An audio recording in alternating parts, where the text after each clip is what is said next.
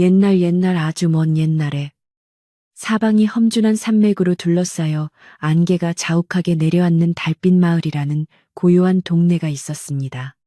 이 마을은 본래 평화롭고 정이 넘치는 곳이었으나 마을 끝자락에 자리한 퇴락한 기와집 한 채에는 유독 서늘하고 무거운 공기가 감돌고 있었습니다.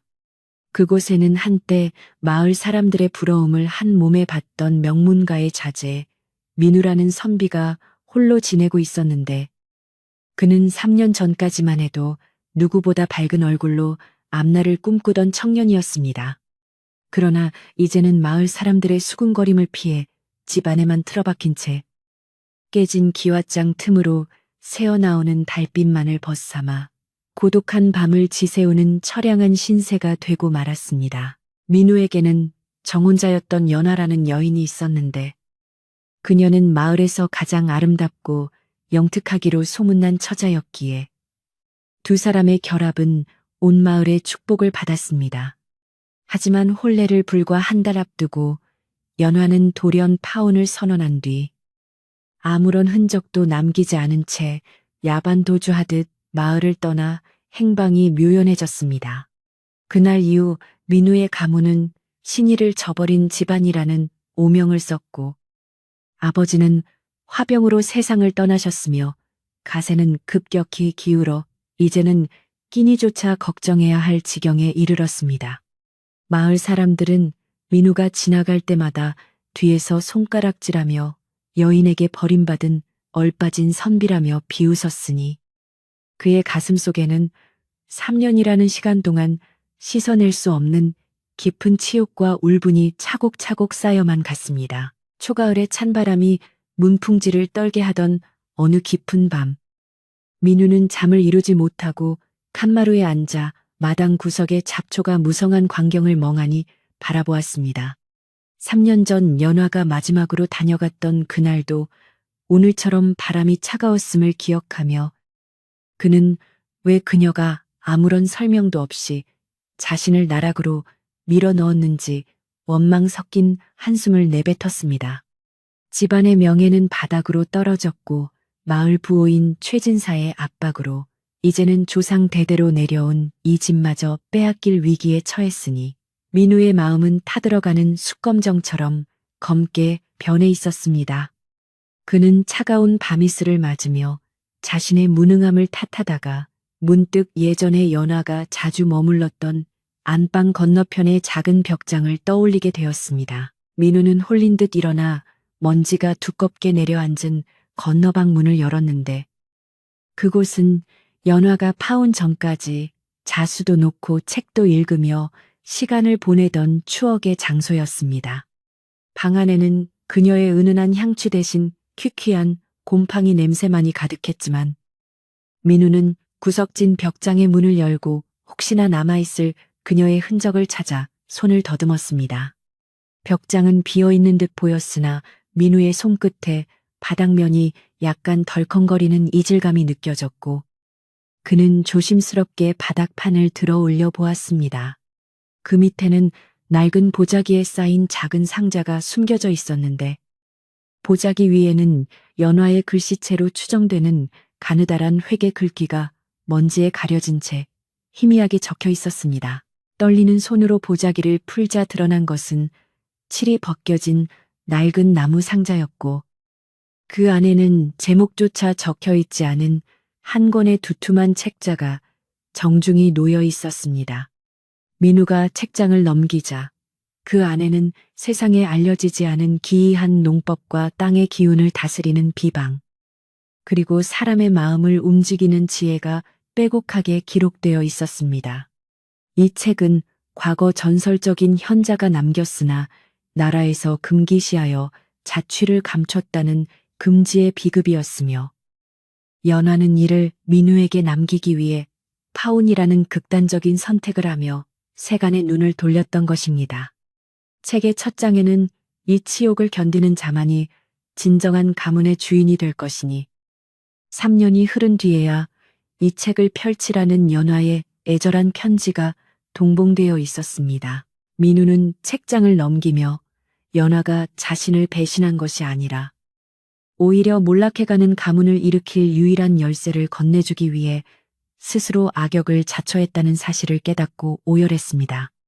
3년 동안 쌓였던 그녀에 대한 원망은 순식간에 눈 녹듯 사라졌고 그 자리는 미안함과 고마움, 그리고 반드시 이 기회를 잡아 치욕을 씻겠다는 강한 의지로 가득 찼습니다.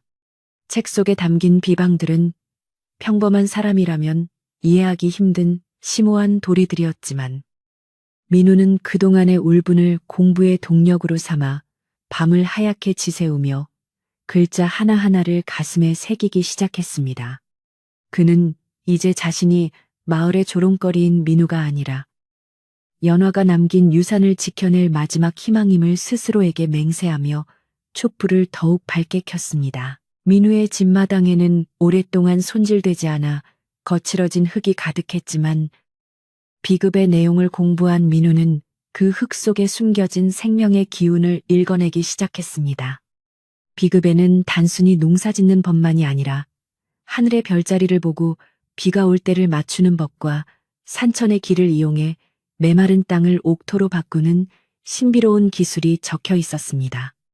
그는 마을 사람들 몰래 한밤중에 산에 올라가 약초를 캐고 특수한 걸음을 배합하며 책에 적힌 대로 땅을 일구기 시작했습니다. 아직은 아무도 알아채지 못하는 변화였지만 민우의 눈에는 죽어있던 마당 구석의 매화나무 가지 끝에 작은 생명의 움트기 시작하는 것이 보였고 이는 치욕의 세월을 끝낼 서막과도 같았습니다. 다음 날 아침 마을 사람들은 여느 때와 다름없이 민우의 집 앞을 지나며 저 집은 이제 석가래가 내려앉을 일만 남았군이라며 비아냥거렸지만 민우는 예전처럼 고개를 숙이지 않았습니다. 그는 오히려 정중하게 이웃들에게 인사를 건넸는데 그 눈빛에는 예전의 나약함 대신 깊이를 알 수 없는 단단함이 서려 있어 사람들을 당황하게 만들었습니다. 특히 민우의 집을 헐값에 사들여 자신의 별장으로 만들려던 최진사는 민우의 변화를 눈치채고는 불쾌한 기색을 내비치며 노복들에게 민우의 일거수일투족을 감시하라 명했습니다. 민우는 이러한 압박 속에서도 비급을 품 안에 소중히 간직하며 3년 전 잃어버렸던 자신의 이름을 다시 세울 그날만을 기다리며 묵묵히 마당을 쓸었습니다. 민우는 비급에 적힌 대로 매일 새벽마다 우물가에서 찬물로 몸을 씻으며 심신을 정갈이하고 연화가 남긴 글귀를 수천 번이고 되새기며 마음의 평정을 찾으려 애썼습니다. 비급의 내용은 단순히 재물을 얻는 방법이 아니라 인간이 자연과 조화를 이루며 살아가는 진리를 담고 있었기에 공부를 거듭할수록 민우의 품성은 더욱 고결해졌고 기운은 맑아졌습니다. 마을 사람들은 민우가 미쳤다는 소문을 퍼뜨리기도 했지만 그는 흔들리지 않고 오직 책에 담긴 가르침을 실천하며 자신의 마당에 작은 기적을 심어 나갔습니다. 그는 이 비급이 세상에 드러날 때 겪게 될 위험을 직감하면서도 연화가 자신을 믿고 남겨준 이 기회를 결코 놓치지 않겠다고 다짐하며 어두운 방안을 홀로 지켰습니다. 그렇게 며칠이 지나자 민우의 집마당에서는 기이한 향기가 풍기기 시작했는데 그것은 세상 그 어느 곳에서도 맡아보지 못한 맑고 고귀한 향기여서 담장을 넘어 마을 어귀까지 퍼져나갔습니다. 사람들은 그 향기에 이끌려 민우의 집 담장 너머를 기웃거렸지만 민우는 비급의 가르침대로 모든 것을 비밀에 붙이며 묵묵히 때를 기다리고 있었습니다. 그는 비급의 마지막 장에 적힌 진정한 보물은 땅이 아니라 사람의 마음에 있다는 문장을 읽으며 자신이 씻어야 할 치욕이 단순히 물질적인 빈곤이 아니라 사람들의 편견과 자신의 나약함임을 깨달았습니다. 민우는 이제 연화가 왜 3년이라는 시간을 기다리라고 했는지 그 깊은 뜻을 이해하며 다가올 운명의 시간을 맞이할 준비를 마쳤습니다. 민우의 집안 대대로 내려오던 낡은 부엌 아궁이에는 이제 다시 불이 지펴지기 시작했고 그 연기는 하늘 높이 솟아올라 마을 사람들에게 민우의 귀환을 알리는 신호탄처럼 보였습니다. 그는 연화가 남긴 비급을 통해 얻은 지혜를 바탕으로 마을의 고질적인 가뭄을 해결할 방도를 구상하며 단순히 자신의 복수가 아닌 마을 전체의 번영을 꿈꾸는 대범함을 갖추게 되었습니다. 3년 전 파혼 소식에 뒷걸음질 치던 민우는 이제 없었으며 오직 인내와 공부로 다져진 단단한 선비만이 그 자리에 서서 산 너머에서 뜨는 해를 맞이했습니다. 비급의 신비로운 힘이 민우의 손끝을 통해 세상 밖으로 나올 준비를 마치는 동안 달빛 마을의 공기는 묘한 긴장감과 기대감으로 들썩이기 시작했습니다. 민우는 방 한 구석에 놓인 연화의 빛바랜 옷감을 보며 그녀가 지금 어디에서 자신을 지켜보고 있을지 궁금해했지만 슬픔보다는 반드시 성공하여 그녀를 다시 찾아오겠다는 희망이 더 컸습니다. 그는 비급에 기록된 금기 사항들을 다시 한번 꼼꼼히 살피며 혹시라도 생길지 모를 부작용을 경계했고 자신의 욕심이 아닌 대의를 위해 이 힘을 쓰겠노라 하늘에 맹세했습니다. 마을 사람들은 민우의 집에서 나는 빛과 소리에 귀를 기울이며 수군댔지만 민우는 그 모든 소음을 뒤로한 채 오직 책 속의 진리와 대화하며 차분하게 하루를 정리했습니다. 3년이라는 기나긴 치욕의 터널 끝에 한 줄기 빛이 보이기 시작한 것이었으며 그 빛은 민우의 손에 들린 낡은 비급에서부터 시작되고 있었습니다. 달빛 마을의 밤은 여전히 깊고 고요했지만 민우의 마음속에서는 커다란 폭풍우가 지나간 뒤의 평온함과 새로운 생명력이 요동치고 있었습니다. 그는 갯마루에 앉아 멀리 보이는 산등성이를 바라보며 연화가 자신에게 준 것이 단순히 책 한 권이 아니라 삶을 대하는 태도와 용기였음을 다시금 새겼습니다. 비급의 문장들은 이제 민우의 머릿속에 완벽하게 각인되어 책을 보지 않아도 그 깊은 이치를 깨달을 수 있을 정도가 되었고 그의 몸에서는 은은한 기운이 뿜어져 나왔습니다. 그는 내일부터 시작될 마을 대동회를 앞두고 그곳에서 자신의 억울함을 풀고 집안의 명예를 회복할 단 한 번의 기회를 어떻게 활용할지 치밀하게 계획하며 숨을 가다듬었습니다. 민우가 비급을 발견한 뒤로 그의 꿈속에는 가끔 연화가 나타나 슬픈 미소를 지으며 아무 말 없이 그를 바라보곤 했는데 그럴 때마다 민우는 그녀를 잡으려 손을 뻗었지만 언제나 안개처럼 사라지곤 했습니다. 꿈에서 깨어나면 베개릿이 젖어 있기도 했으나 그는 이를 나약함의 증거로 삼지 않고 오히려 연화가 자신을 응원하고 있다는 증거로 믿으며 마음을 다잡았습니다.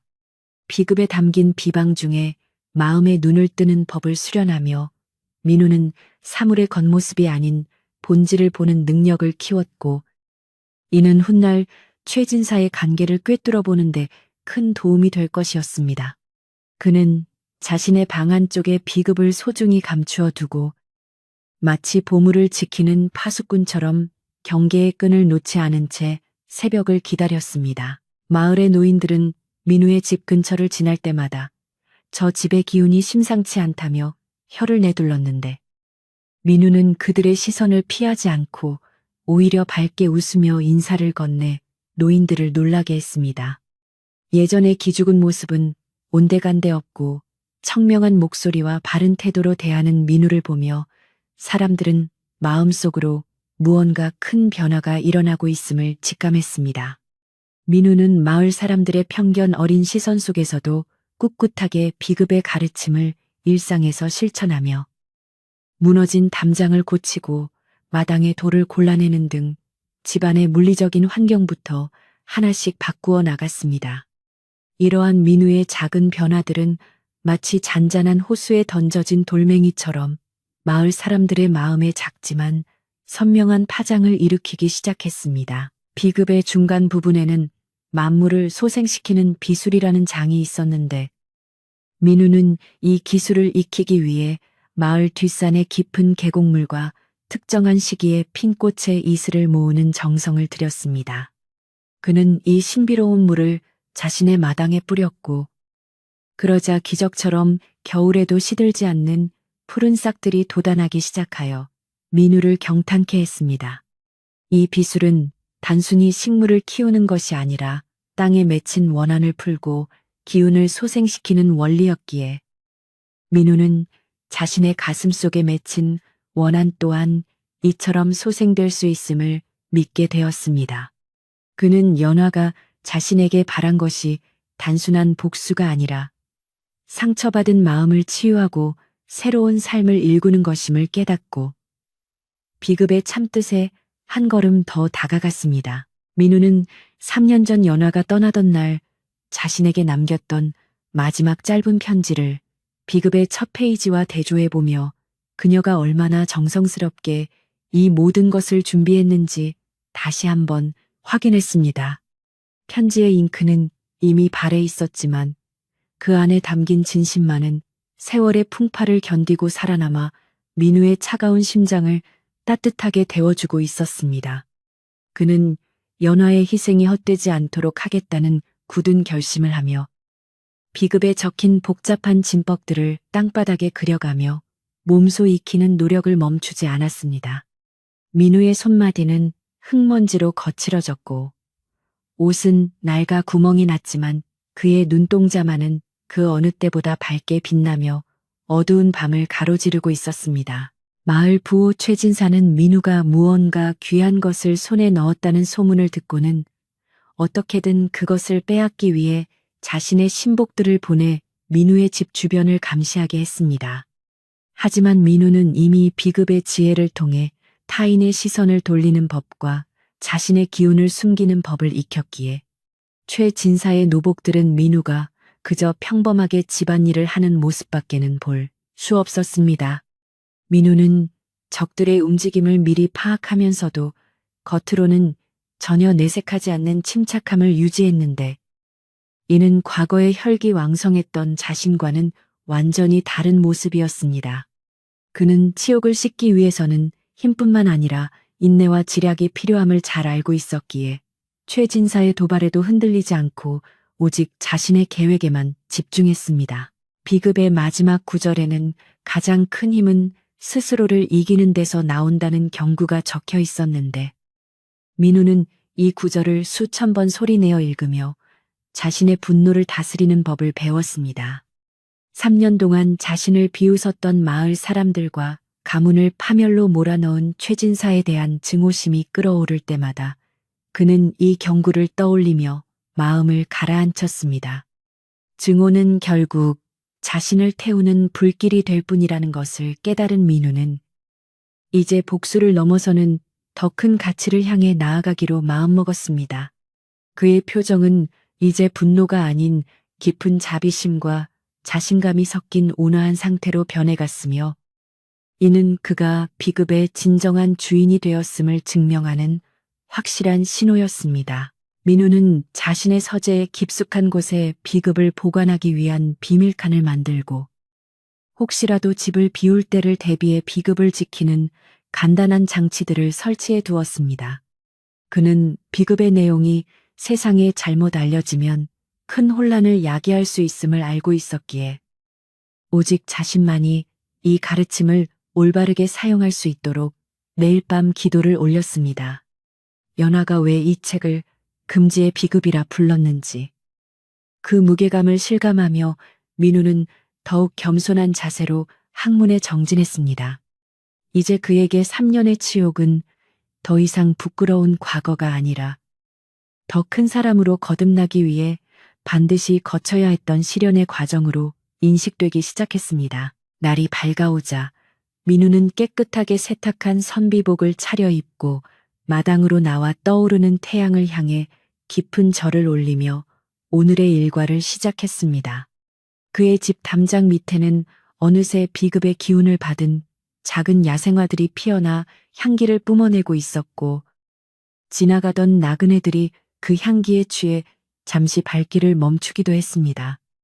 민우는 이제 자신이 준비가 되었음을 확신하며 마을 사람들에게 자신의 존재를 다시 각인시킬 대동의 날짜가 얼마 남지 않았음을 상기했습니다.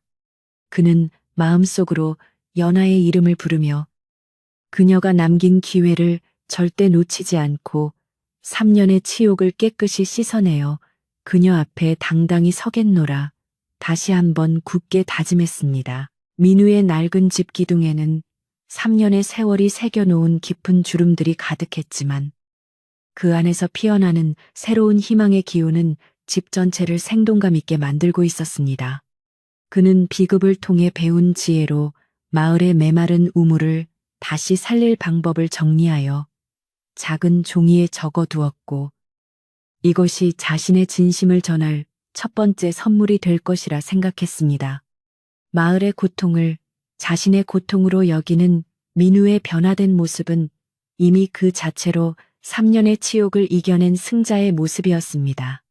그는 조용히 비급을 덮고 문을 나서며 자신을 향해 쏟아질 마을 사람들의 시선에 당당히 맞설 준비를 마친 채 첫 발을 내디뎠습니다. 달빛 마을의 아침은 서리가 하얗게 내려앉은 논두길을 따라 차갑게 시작되었습니다.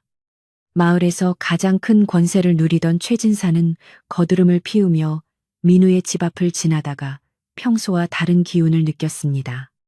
항상 비어있던 아궁이에서 연기가 피어오르고 마당에서는 은은한 약초 향기가 진동하자 최진사는 미간을 찌푸리며 곁에 있던 하인에게 저 망해가는 집구석에서 어찌 저런 향취가 나느냐? 필시 무슨 해괴한 짓을 꾸미는 개로구나라며 혀를 찼습니다. 그는 민우의 집터가 명당이라는 소문을 믿고 어떻게든 빼앗으려 호시탐탐 기회를 엿보던 중이었습니다. 최진사는 대문을 거칠게 밀치고 마당으로 들어서며 민우를 소리 높여 불렀습니다. 마당에서 조용히 흙을 고르고 있던 민우가 고개를 들자 최진사는 그의 맑은 눈빛을 보고 잠시 주춤했지만 이내 가래침을 뱉으며 이보게 민우군. 자네가 빚을 갚지 못해 이 집을 넘기기로 한 날이 머지않았음을 잊었는가라며 윽박을 질렀습니다. 3년 전 파혼 이후 가세가 기울어 최진사에게 빌린 돈의 이자가 눈덩이처럼 불어나 있었고 최진사는 이를 구실로 민우를 마을에서 아예 내쫓으려는 심산이었습니다. 민우는 아무런 대꾸 없이 최진사를 묵묵히 바라보며 마음속으로 비급의 가르침을 되새겼습니다. 민우의 침묵에 화가 난 최진사는 집안 구석구석을 훑어보며 혹시나 돈이 될 만한 물건이 숨겨져 있는지 살피기 시작했습니다. 하지만 민우의 방 안은 책 몇 권과 낡은 옷가지뿐이었고 벽장 깊숙이 숨겨진 비급은 최진사의 눈에 띄지 않았습니다.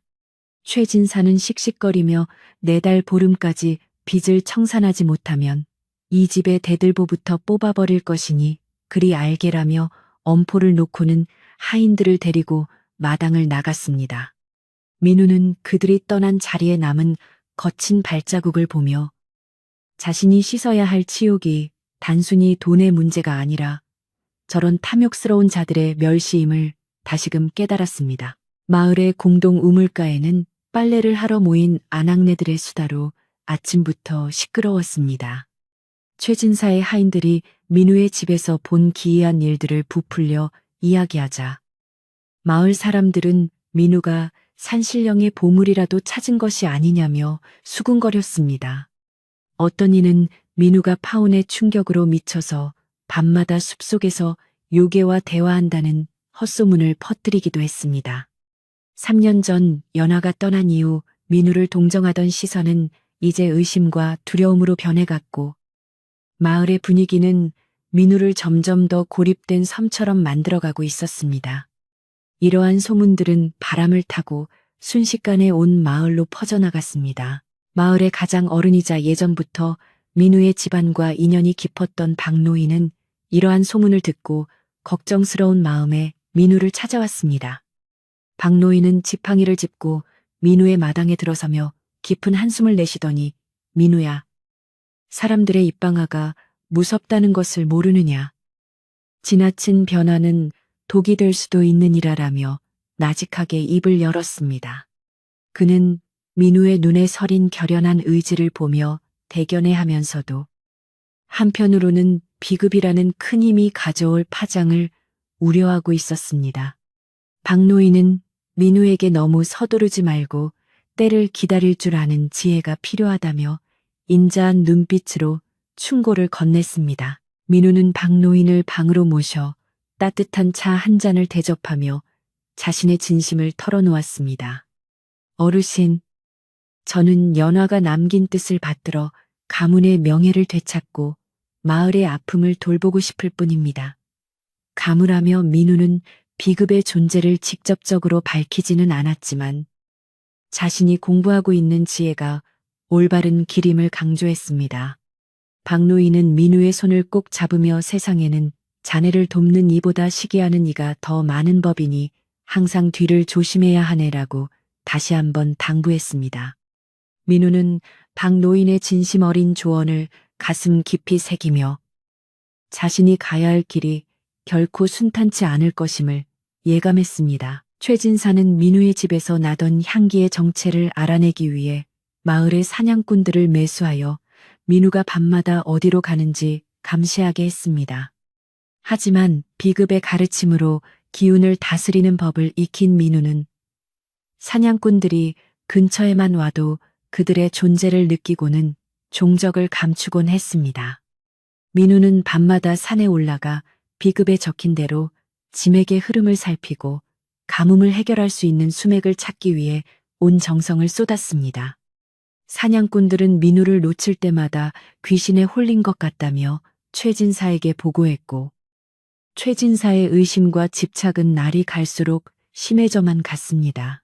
어느 날 민우가 장터에 나갔을 때 아이들이 민우를 향해 흙덩이를 던지며 도망간 여자의 서방이라며 놀려댔습니다. 예전 같으면 민우는 고개를 숙이고 서둘러 자리를 피했겠지만 이제 그는 아이들을 불러 세워 주머니에 있던 작은 산딸기를 나누어 주며 따뜻하게 웃어 보였습니다.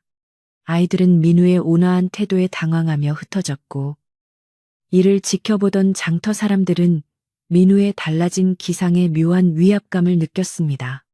치욕의 3년은 그를 나약하게 만든 것이 아니라 오히려 어떤 비난에도 흔들리지 않는 단단한 바위처럼 만들어 놓았던 것입니다. 민우의 당당한 발걸음은 장터의 소음을 뚫고 집으로 향했습니다. 민우의 집마당에 심어놓은 기이한 약초들은 이제 제법 자라나 밤마다 은은한 빛을 내기 시작했습니다. 민우는 이 약초들이 비급에 적힌 대로 마을의 병든 소들을 고치고 마른 땅에 생기를 불어넣을 핵심 재료임을 알고 있었습니다.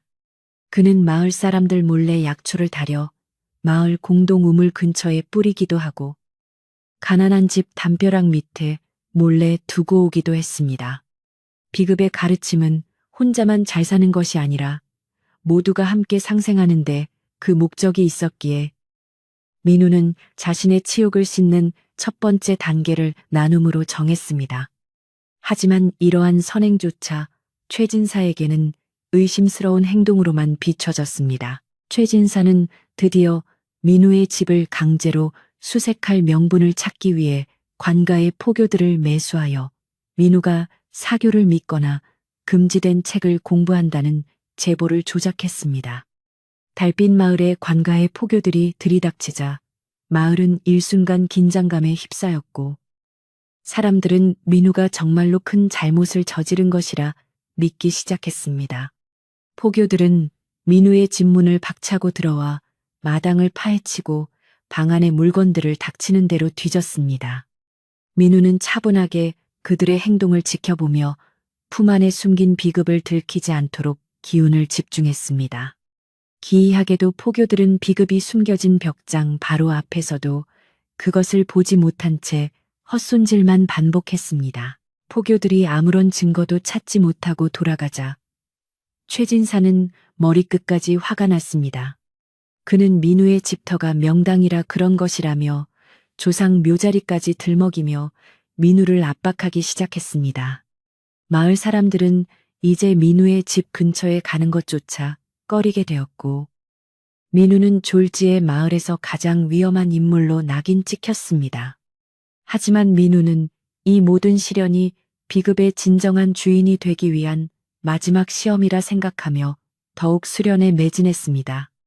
그는 연하가 겪었을 고통을 생각하며 자신의 치욕 따위는 아무것도 아니라고 스스로를 다독였습니다.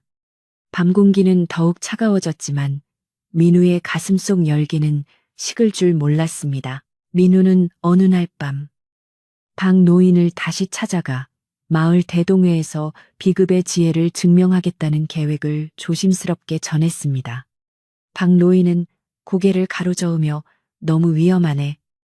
자칫하면 자네뿐만 아니라 가문 전체가 멸문지화를 당할 수도 있어 라며 만류했습니다. 하지만 민우는 더 이상 숨어서 지낼 수는 없습니다. 치욕을 씻기 위해서는 정면으로 맞서야 합니다. 라며 단호한 의지를 보였습니다. 박노인은 민우의 굳은 결심을 꺾을 수 없음을 깨닫고 그렇다면 내가 마을 어른들을 설득해 볼 테니 자네는 부디 몸을 사리게라고 말하며 힘을 보태주기로 약속했습니다. 민우는 박노인의 도움에 깊이 감사하며 집으로 돌아왔습니다. 민우가 비급을 공부한 지 3년째 되는 날, 마을에는 유례없는 극심한 가뭄이 찾아왔습니다. 논바닥은 거북등처럼 갈라지고 우물물은 바닥을 드러내어 마을 사람들의 시름은 깊어만 갔습니다. 최진사는 이를 기회로 삼아 자신의 곳간에 있는 물을 비싼 값에 팔며 마을 사람들의 고열을 짜냈습니다.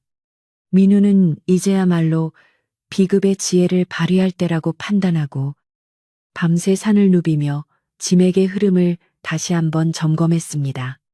그는 마을 사람들이 고통받는 것을 보며 자신의 치욕을 씻는 것보다 마을을 구하는 것이 더 시급한 과제임을 절감했습니다.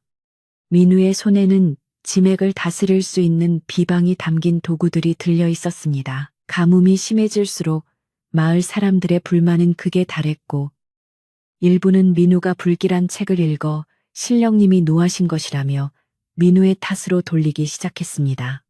최진사는 이 분위기를 이용하여 민우를 마을에서 쫓아내기 위한 집회를 열기로 했습니다. 그는 사람들을 선동하며 저 민우라는 자를 마을에서 내쫓아야 비가 내릴 것이라고 외쳤습니다.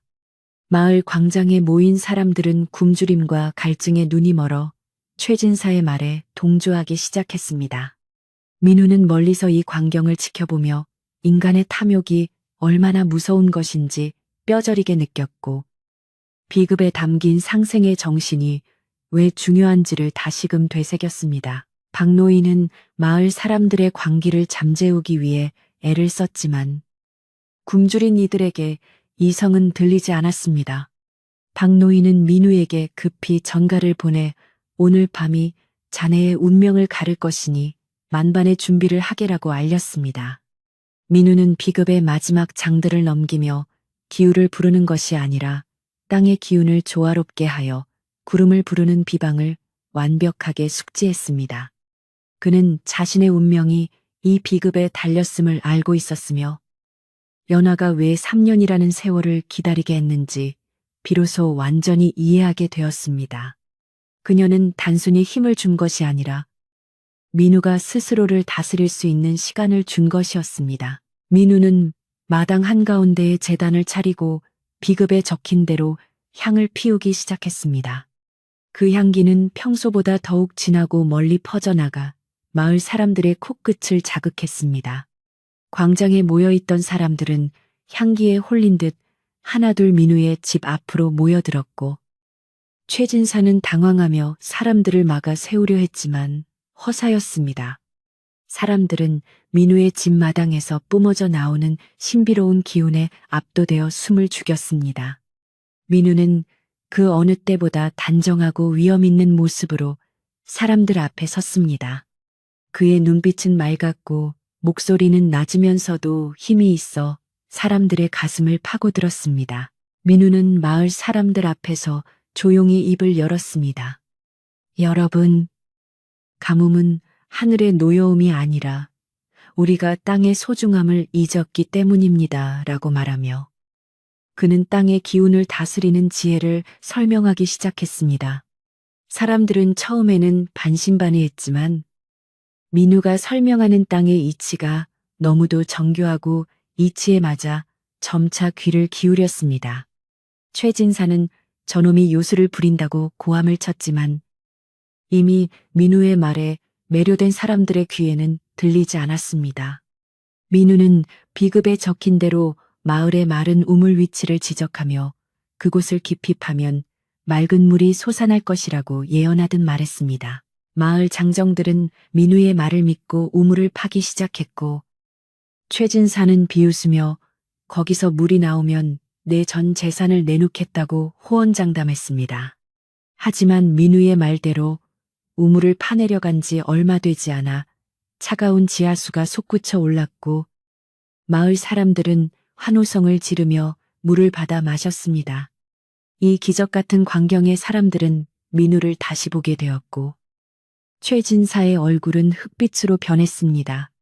민우는 이 물이 단순히 갈증을 해소하는 것이 아니라 마을의 닫힌 마음을 여는 마중물이 되기를 진심으로 바랐습니다. 비급의 힘이 세상에 처음으로 드러나는 순간이었습니다. 민우는 기뻐하는 마을 사람들을 보며 속으로 연화의 이름을 불렀습니다. 그녀가 남긴 비급이 없었다면 자신은 여전히 골방에서 원망만 하고 있었을 것이고 마을은 가뭄에 말라 죽어갔을 것입니다. 하지만 민우는 여기서 멈추지 않고 자신의 치욕을 완전히 씻기 위한 마지막 계획을 준비했습니다.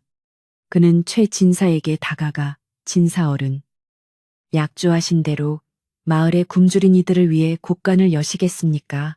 라고 정중히 물었습니다. 최진사는 많은 사람 앞에서 뱉은 말이 있었기에 차마 거절하지 못하고 부들부들 떨며 고개를 끄덕였습니다. 민우의 지혜가 탐욕을 이긴 첫 번째 승리였습니다. 그날 밤 마을은 오랜만에 웃음소리로 가득 찼고 사람들은 민우의 집으로 찾아와 사과의 뜻을 전하며 곡식과 나무를 가져왔습니다. 민우는 그들을 따뜻하게 맞이하며 이제 마을의 화합이 가장 중요하다고 강조했습니다. 하지만 민우는 최진사가 이대로 물러나지 않을 것임을 잘 알고 있었습니다. 비급을 탐내는 최진사의 욕심은 이제 증오로 변해 더 큰 음모를 꾸밀 것이 분명했기 때문입니다. 박노인은 민우의 곁을 지키며 오늘 밤은 잠시 시름을 잊게나 하지만 내일부터는 더 큰 폭풍이 몰아칠 것이니 마음을 단단히 먹게라고 경고했습니다.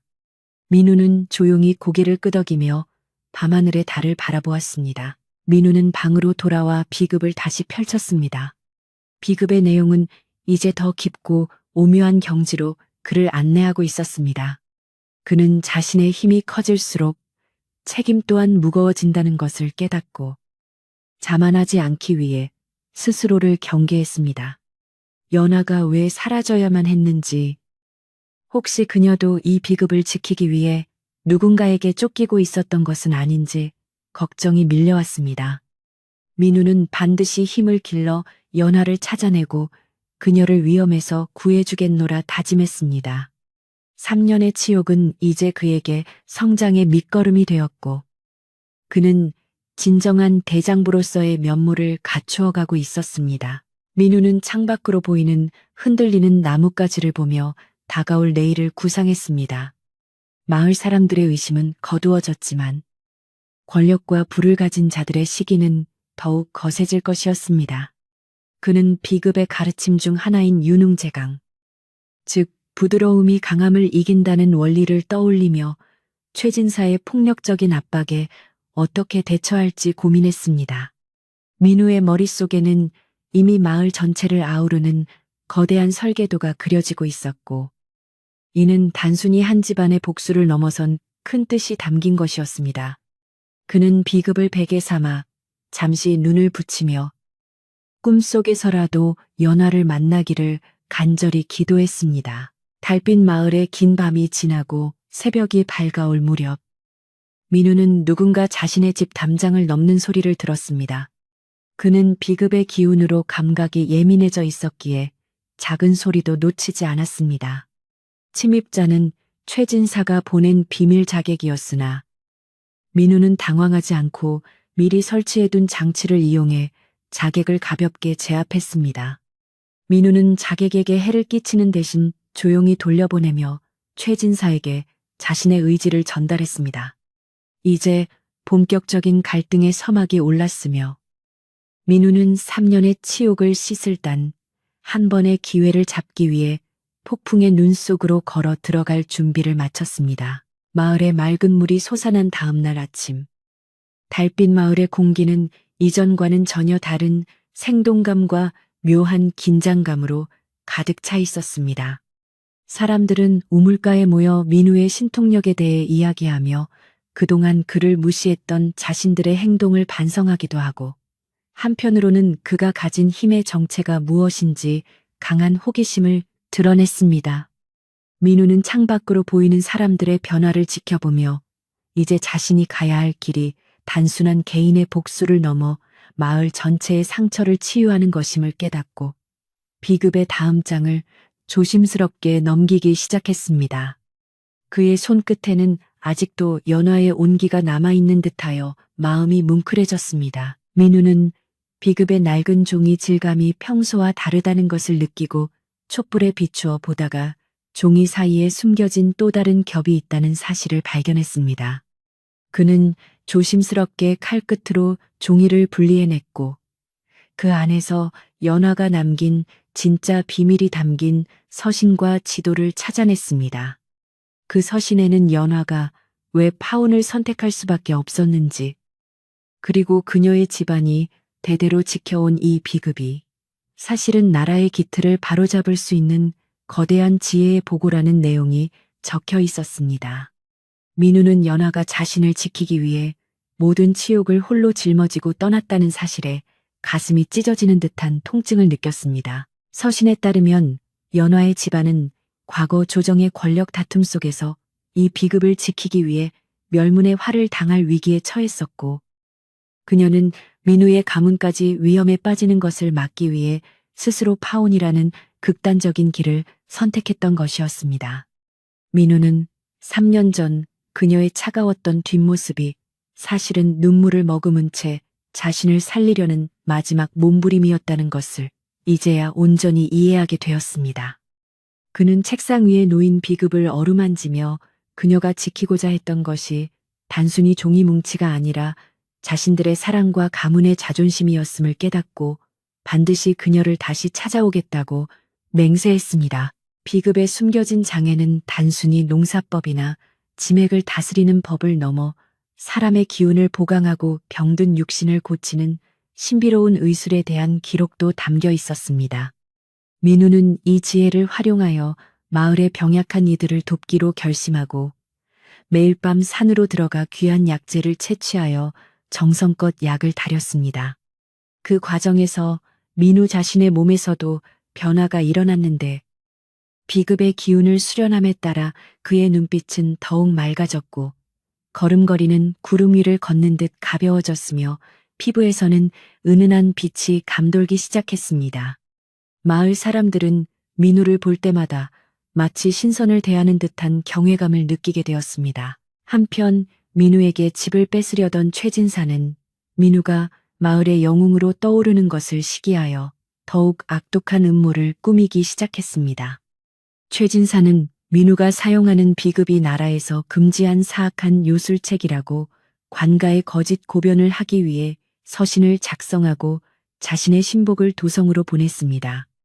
그는 민우의 성공을 시기하는 몇몇 마을 사람들을 포섭하여 민우의 집 마당에 가축의 피를 뿌리거나 부적을 붙이는 등 민우를 요괴와 결탁한 자로 몰아가려 했습니다.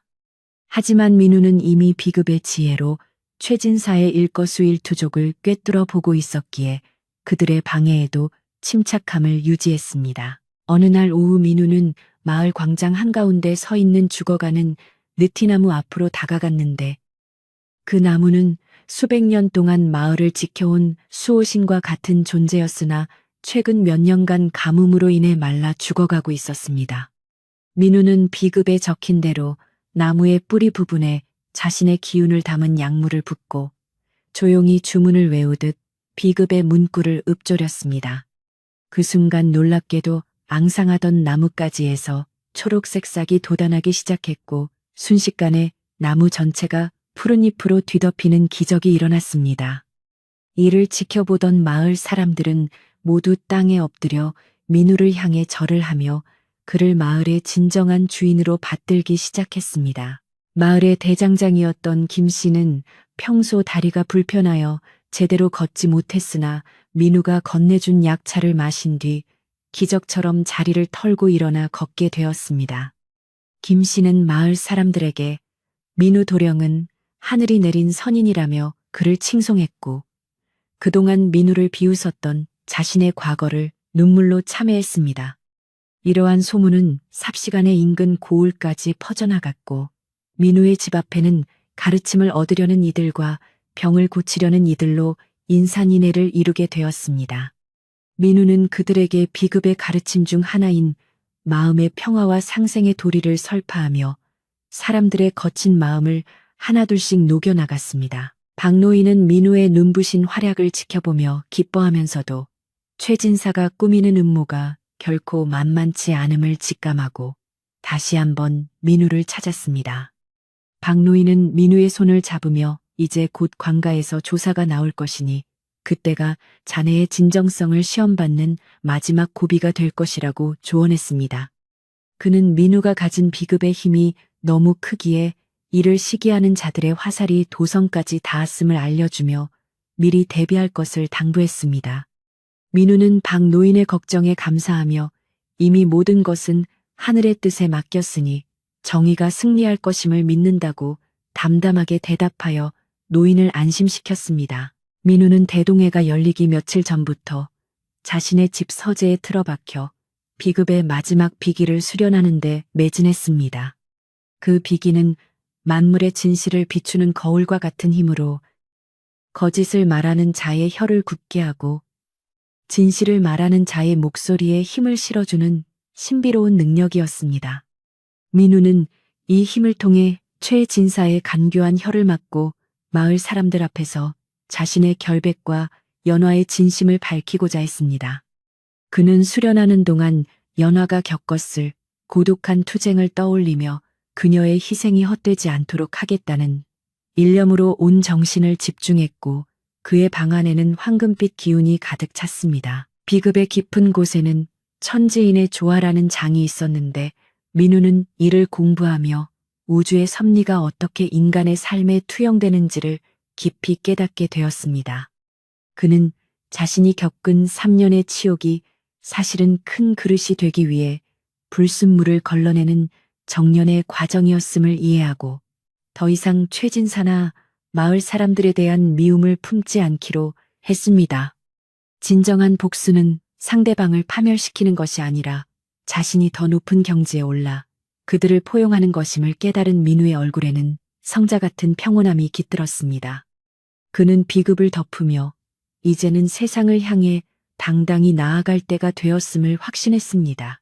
최진사는 민우를 무너뜨리기 위해 마을의 창고에 불을 지르고 그것이 민우의 소행이라고 몰아가려는 최후의 수단을 동원했습니다. 어느 깊은 밤마을 창고에서 불길이 치솟자 사람들은 당황하며 물을 날랐으나 불길은 쉽게 잡히지 않았고 최진사는 이때다 싶어 민우가 요술로 불을 질렀다고 선동했습니다. 하지만 민우는 차분하게 현장에 나타나 손을 허공에 휘저으며 비급의 기운을 끌어모았고 그러자 맑은 하늘에서 갑자기 소나기가 내려 순식간에 불길을 잠재웠습니다. 사람들은 불길이 꺼지는 것을 보며 최진사의 말이 거짓임을 눈치채기 시작했고 민우의 신비로운 힘에 다시 한번 경탄했습니다. 민우는 불이 꺼진 뒤 마을 사람들 앞에서 조용히 선언했습니다. 모레 열리는 대동회에서 제가 가진 모든 힘의 근원과 3년 전의 진실을 밝히겠습니다. 그때까지 부디 분노를 거두시고 차분히 기다려 주십시오. 라며 그는 사람들을 안심시켰습니다. 민우의 목소리에는 거부할 수 없는 위엄이 서려 있었고 최진사는 자신의 계획이 자꾸 틀어지는 것에 당황하여 식은땀을 흘리며 물러났습니다. 마을은 이제 대동해라는 운명의 날을 앞두고 폭풍전야와 같은 정적 속에 휩싸였으며 민우는 집으로 돌아와 연화의 낡은 저고리를 품에 안고 마지막 기도를 올렸습니다. 민우는 대동의 날 입을 깨끗한 옷을 준비하며 연화가 비급 사이에 끼워둔 작은 꽃잎 책갈피를 발견했습니다. 그것은 3년 전 두 사람이 함께 길을 걷던 산길에서 핀 진달래 꽃잎이었는데 세월이 흘러 빛바랬지만 그 안에 담긴 추억만은 여전히 선명하게 살아 숨쉬고 있었습니다. 민우는 꽃잎을 바라보며 연화도 어디선가 이 꽃잎과 같은 마음으로 자신을 기다리고 있을 것이라 확신했습니다. 그는 비급에 적힌 대로 자신의 기운을 가다듬으며 내일 마을 사람들 앞에서 보여줄 진실의 증거들을 하나하나 정리했고 그의 마음은 잔잔한 호수처럼 고요하면서도 깊은 울림을 간직하고 있었습니다. 마을 사람들은 민우가 보여준 기적들에 대해 밤새도록 토론하며 대동해에서 어떤 일이 벌어질지 기대를 감추지 못했습니다. 그들 사이에서는 이미 민우가 억울하게 파혼당했다는 동정론이 대세를 이루고 있었고 최 진사의 탐욕에 대한 불만도 터져 나오기 시작했습니다. 사람들은 민우가 마을을 구한 은인임을 인정하며 그가 겪었을 3년의 고통을 위로할 방법을 찾기 시작했습니다. 민우는 이러한 민심의 변화를 느끼며 연화가 바라던 세상이 바로 이런 서로를 위하고 믿어주는 따뜻한 공동체였음을 다시금 깨달았습니다. 이제 모든 준비는 끝났고 진실의 시간만이 성큼 다가와 있었습니다. 민우는 비급의 마지막 구절인 진실은 빛보다 빠르고 사랑은 죽음보다 강하다는 문장을 가슴에 새기며 잠자리에 들었습니다. 꿈속에서 연하는 환한 미소를 지으며 민우에게 다가와 그의 손을 꼭 잡아주었고 두 사람은 말없이 서로의 마음을 확인했습니다. 꿈에서 깬 민우의 눈가에는 이슬 같은 눈물이 맺혀 있었으나 그것은 슬픔의 눈물이 아닌 희망과 기쁨의 눈물이었습니다. 그는 창밖으로 비치는 새벽달을 보며 오늘이야말로 자신의 삶을 옥죄던 3년의 치욕을 깨끗이 씻어내고 새로운 삶의 지평을 열 단 한 번의 기회임을 직감했습니다. 그의 심장은 북소리처럼 힘차게 고동치기 시작했습니다. 대동회가 열리는 날 아침 마을 광장에는 이른 새벽부터 수많은 인파가 몰려들었고 관가에서 파견된 사또와 포교들도 엄숙한 표정으로 자리를 잡았습니다. 최진사는 화려한 비단옷을 차려입고 위세를 부리려 했으나 마을 사람들의 차가운 시선에 위축된 모습이 역력했습니다. 민우는 평범하지만 정갈한 선비복 차림으로 광장에 들어섰는데 그의 몸에서 뿜어져 나오는 맑은 기운은 주변의 공기마저 정화하는 듯 했습니다. 사또는 민우에게 그간의 소문에 대해 해명하라고 명령했고 민우는 품 안에서 연화가 남긴 비급과 서신을 꺼내들며 조용히 입을 열어 진실을 말하기 시작했습니다. 민우의 이야기가 시작되자 광장은 쥐 죽은 듯 고요해졌고 사람들은 그의 한마디 한마디에 귀를 기울였습니다. 민우는 연화가 자신을 살리기 위해 비급을 숨기고 떠났던 사연과 그동안 자신이 겪었던 억울함, 그리고 비급에 담긴 진정한 가르침이 상생과 자애임을 설명했습니다. 그의 진정성 어린 목소리는 사람들의 심금을 울렸고 사또 또한 민우의 논리 정연한 설명과 깊은 학식에 감탄하며 고개를 끄덕였습니다. 민우는 비급의 내용을 직접 시연하며 마을의 지맥을 안정시켜 앞으로는 가뭄이 들지 않도록 하는 비방을 공개했고 이는 모든 이의 의구심을 단번에 날려버렸습니다. 최진사는 최후의 발악으로 비급은 도둑 맞은 국보라고 주장하며 민우를 체포하라고 소리쳤으나 민우는 비급 안에 숨겨져 있던 어인이 찍힌 문서를 꺼내 보였습니다.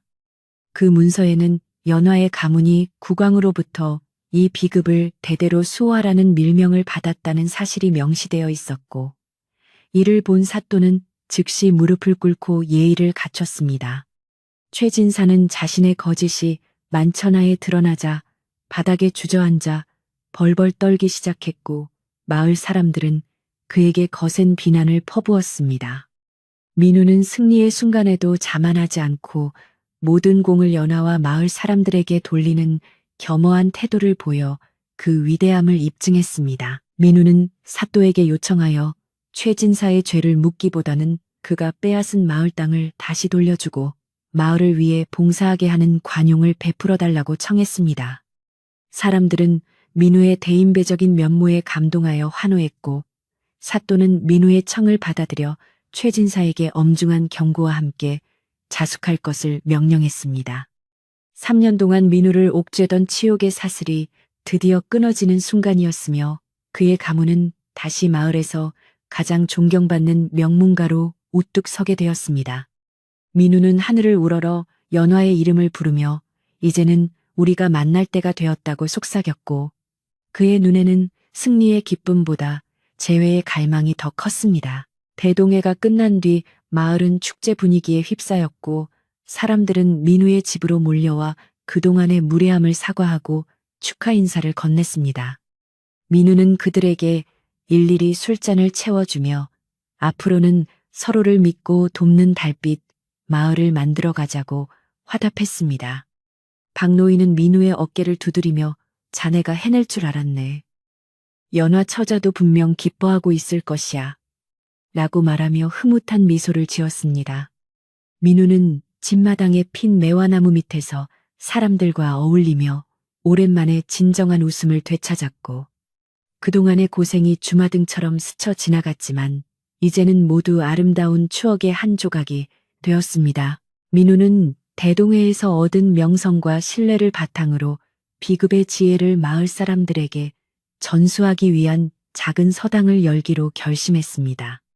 그는 단순히 글을 가르치는 것이 아니라 자연의 이치와 상생의 도를 가르쳐 마을이 영구히 번영할 수 있는 기틀을 마련하고자 했습니다. 사람들은 앞다투어 자식들을 민우에게 보내려 했고 마을의 아이들은 이제 민우를 달빛 마을의 현자라고 부르며 따랐습니다. 민우의 집마당은 이제 치욕의 장소가 아닌 희망과 지혜의 요람으로 변모했으며 비급에서 뿜어져 나오는 맑은 기운은 마을 전체를 따뜻하게 감싸 안았습니다. 밤이 깊어지자 민우는 혼자 방에 앉아 비급의 마지막 장을 다시 한번 꼼꼼히 살폈습니다. 그곳에는 연화가 적어둔 그녀의 은신처에 대한 암호 같은 문구가 적혀 있었는데 민우는 이제 그 암호를 풀 수 있는 충분한 지혜를 갖추게 되었습니다. 그는 암호를 해독하여 그녀가 멀지 않은 곳에 깊은 산속 암자에서 자신을 기다리고 있음을 알아냈습니다. 민우는 내일 당장 그녀를 찾아 떠나기로 마음먹고 보찜을 꾸리며 연화와 재회할 순간을 상상했습니다. 3년의 긴 기다림 끝에 찾아온 이 기회는 그가 비급의 가르침을 온몸으로 실천했기에 얻을 수 있었던 소중한 보상이었습니다. 민우는 잠들기 전 비급을 소중히 보자기에 싸서 품에 안고 콧마루에 앉아 보름달을 바라보았습니다. 달빛은 3년 전이나 지금이나 변함없이 은은하게 세상을 비추고 있었지만 민우의 마음은 그때와 비교할 수 없을 정도로 풍요롭고 단단해져 있었습니다. 그는 내일 아침 일찍 길을 떠날 것을 다짐하며 자신을 지켜준 비급과 박노인 그리고 마을 사람들에게 마음속으로 감사의 인사를 전했습니다. 3부의 이야기는 민우가 치욕을 씻고 진실을 밝히며 사랑하는 이를 찾아 떠날 준비를 마치는 희망찬 분위기 속에서 갈무리 되었습니다. 마을의 큰 마당은 이른 아침부터 모여든 수많은 사람들로 인하여 발 디딜 틈조차 없었으며 새벽 이슬이 채 가시지 않은 차가운 공기는 팽팽한 긴장감으로 가득 차 있었습니다. 사또가 앉을 높은 단상 주위로는 포교들이 엄숙하게 줄을 서 있었고 민우는 정갈하게 세탁된 흰 선비복을 입은 채 마을 어귀에서부터 천천히 걸어 들어왔습니다. 마을 사람들은 그가 3년 전 파혼이라는 불명예를 겪으며 조롱거리로 전락했던 그 연약한 민우가 맞는지 의심할 정도로 그 위험 있는 자태에 압도되어 감히 말을 붙이지 못하고 길을 터주었습니다. 민우의 눈빛은 깊은 연못처럼 고요했으나 그 안에는 누구도 꺾을 수 없는 단단한 진실의 힘이 서려 있어 보는 이들의 심장을 서늘하게 만들었습니다. 사또가 자리에 앉아 엄중한 목소리로 신문을 시작하자 최진사는 기다렸다는 듯 앞으로 나서며 민우를 향해 거친 손가락질을 퍼부었습니다.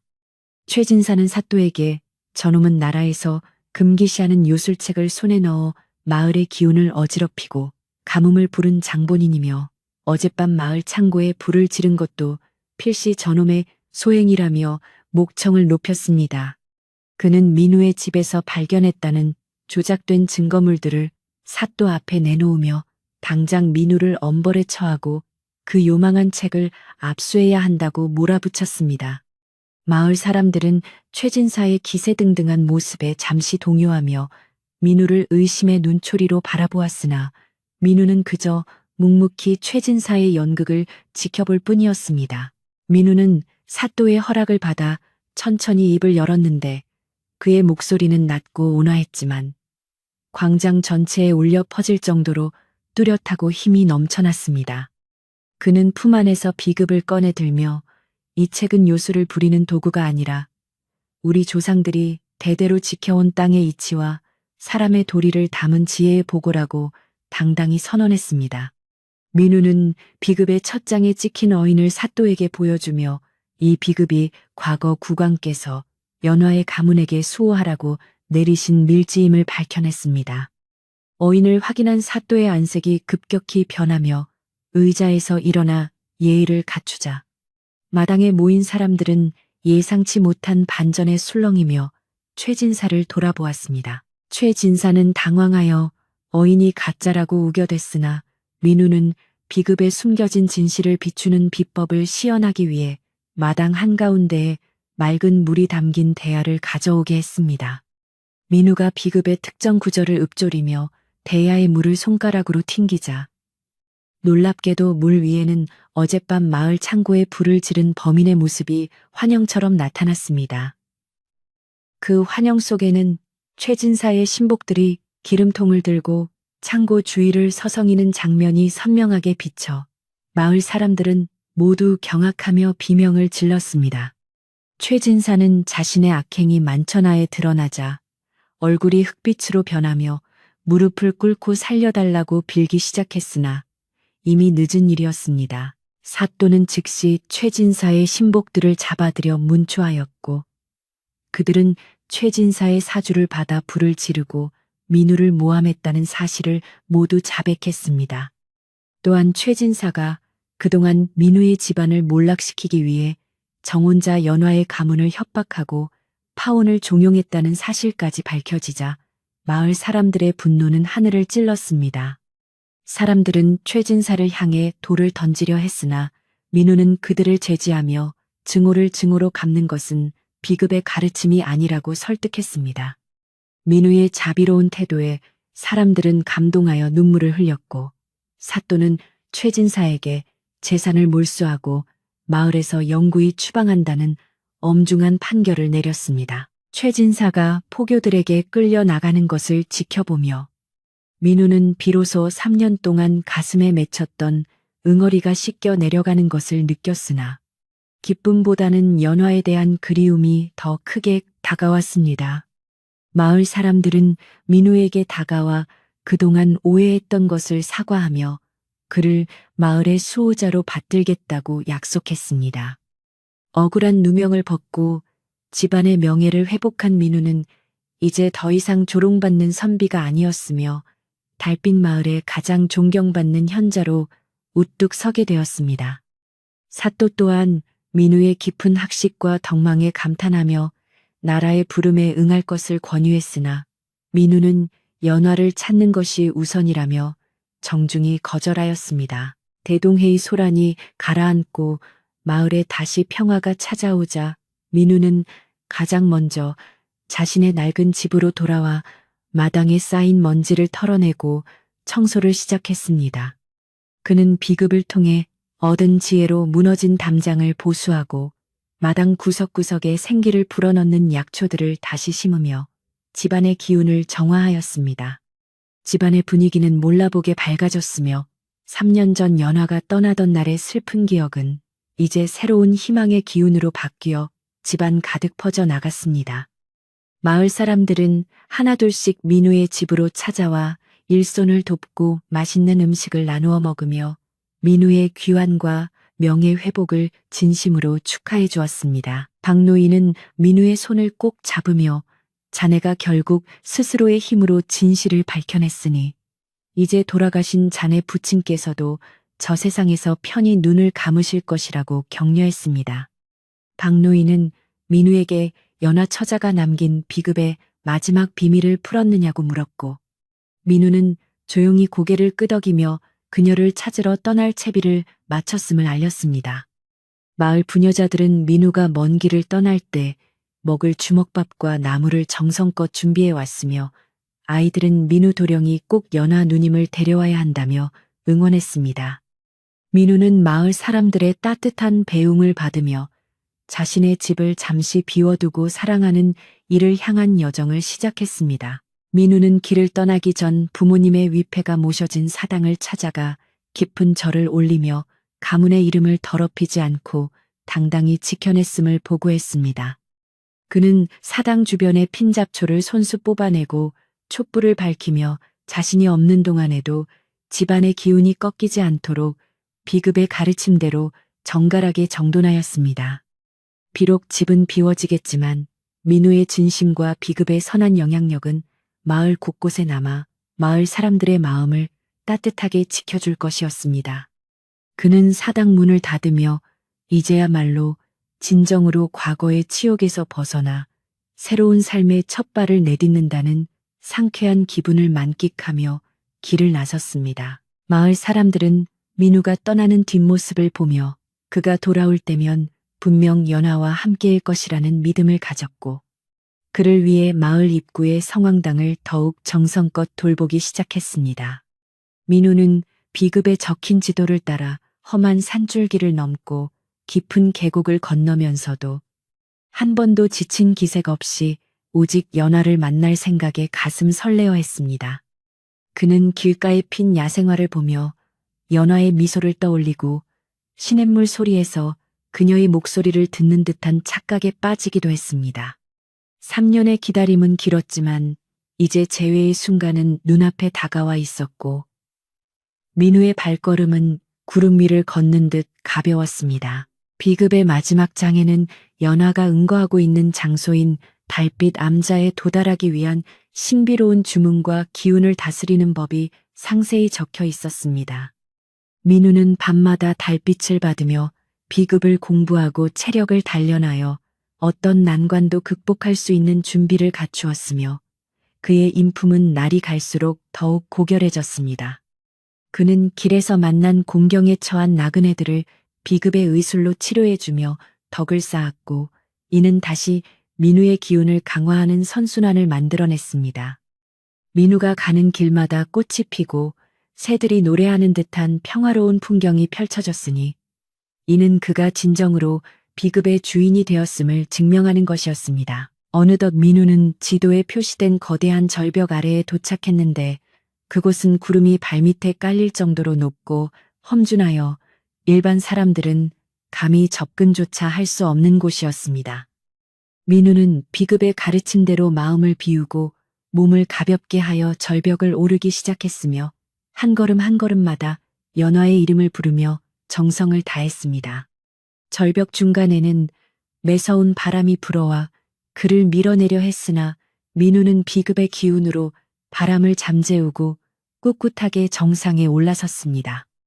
정상에 올라서자 안개 속에서 은은한 종소리가 들려왔고 그곳에는 마치 지상 낙원과도 같은 아름다운 암자가 자리 잡고 있었습니다. 민우는 떨리는 가슴을 진정시키며 암자의 대문 앞으로 다가갔는데 문 옆에는 연화가 평소에 좋아하던 매화나무가 흐드러지게 피어 향기를 내뿜고 있었습니다. 그는 문을 두드리기 전 잠시 멈춰서서 3년 전의 치욕과 고통 그리고 오늘 이 자리에 서기까지의 험난했던 과정들을 하나하나 되새기며 뜨거운 눈물을 흘렸습니다.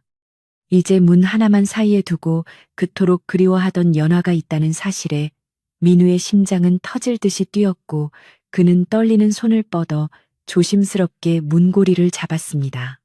문이 열리는 순간 민우의 눈앞에는 꿈속에서만 보던 그토록 그리운 모습이 서서히 드러나기 시작했습니다.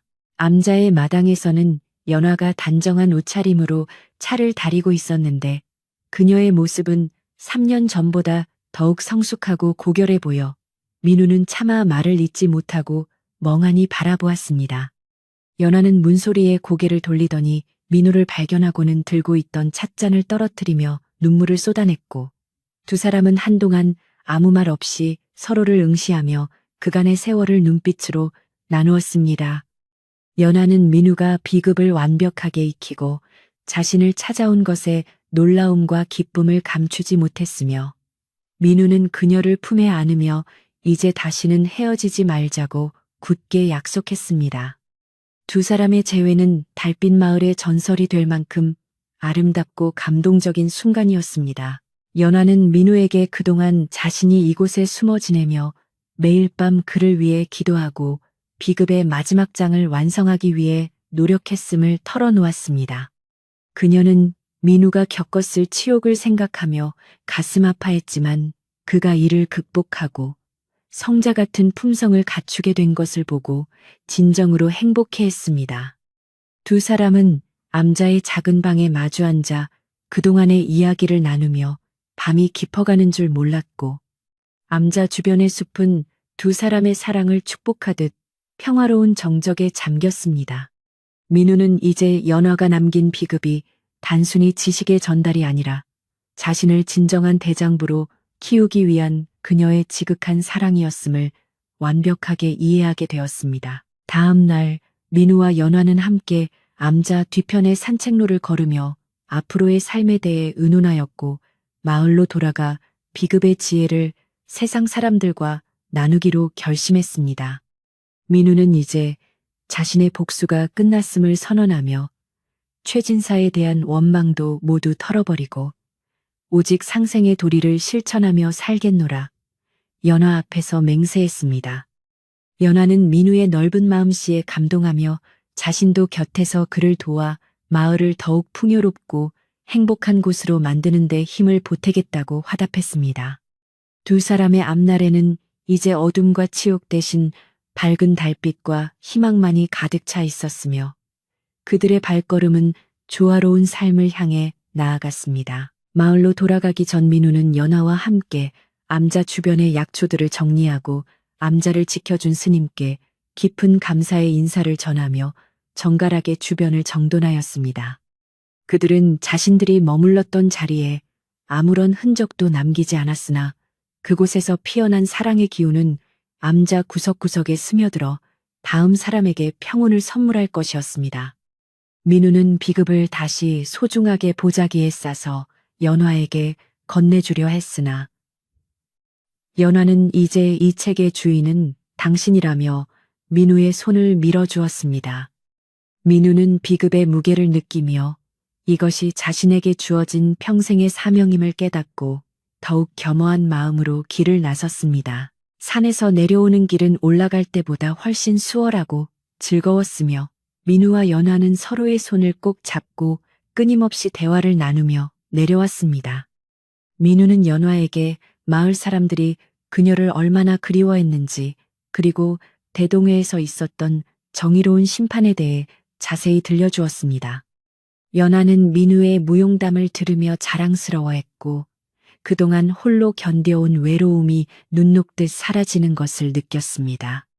길가에 만난 마을 사람들은 두 사람의 아름다운 동행을 보며 축복의 인사를 건넸고 민우는 이제 더 이상 고개 숙인 선비가 아닌 당당한 마을의 기둥으로서 인사를 받았습니다. 마을 어귀에 도착하자 박노인을 비롯한 수많은 마을 사람이 미리 마중을 나와 있었으며 풍악 소리와 함께 두 사람을 열렬히 환영하였습니다. 마을 사람들은 연화의 귀환을 진심으로 기뻐하며 그동안 그녀를 오해했던 미안함을 담아 큰 잔치를 열어주었고 마을 전체는 축제 분위기로 들썩였습니다. 민우는 연화의 손을 잡고 마을 광장으로 들어서며 3년 전의 치욕이 오늘 이 순간을 위한 밑거름이었음을 다시 한번 절감했습니다. 이제 달빛 마을은 예전의 평화를 되찾았을 뿐만 아니라 민우와 연화라는 훌륭한 지도자를 얻어 새로운 번영의 시대를 맞이하게 되었습니다. 민우는 자신의 집 마당에 큰 평상을 놓고 마을 사람들과 둘러앉아 연화가 끓여준 따뜻한 차를 마시며 대동회의 마무리와 앞으로의 계획을 발표했습니다.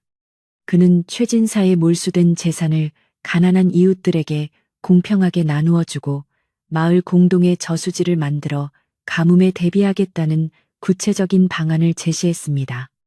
사람들은 민우의 지혜로운 결정에 환호하며 적극적으로 협력할 것을 약속했고, 연화는 옆에서 조용히 민우를 보조하며 마을 아낙네들에게 비급에 담긴 생활의 지혜를 가르쳤습니다. 민우의 집은 이제 마을의 중심이자 모든 문제의 해결책이 나오는 지혜의 산실로 변모하였습니다. 민우와 연화는 결혼식을 올리기 전 마을의 조상들께 먼저 인사를 올리기로 하고 사당을 깨끗이 단장한 뒤 정성을 다해 제를 올렸습니다. 민우는 부모님의 위패 앞에서 이제 가문이 바로 섰으며 평생의 배필을 찾았음을 고하며 감사의 눈물을 흘렸고, 연화 또한 시부모님께 며느리로서의 도리를 다하겠다고 다짐했습니다.